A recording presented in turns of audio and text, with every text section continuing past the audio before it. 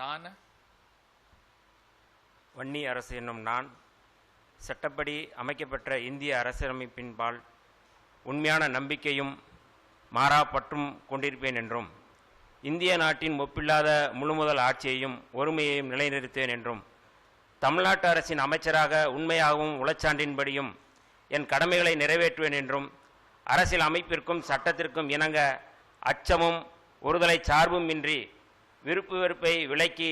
பலதரப்பட்ட மக்கள் அனைவருக்கும் நேர்மையானதாக செய்வேன் என்றும் உளமாற உறுதியேற்கிறேன். நான் வன்னி அரசு என்னும் நான் தமிழ்நாட்டு அரசின் அமைச்சர் என்ற முறையில் எனது கவனத்துக்குள்ளாவதும் தெரிய வருவதுமான எந்த பொருளையும் அமைச்சரின் கடமைகளை உரியவாறு நிறைவேற்ற தேவையான அளவுக்கன்றி ஒருவரிடமோ பலரிடமோ நேர்முகமாகவோ மறைமுகமாகவோ அறிவிக்கவோ வெளிப்படுத்தவோ மாட்டேன் என்று உளமாற உறுதியேற்கிறேன்.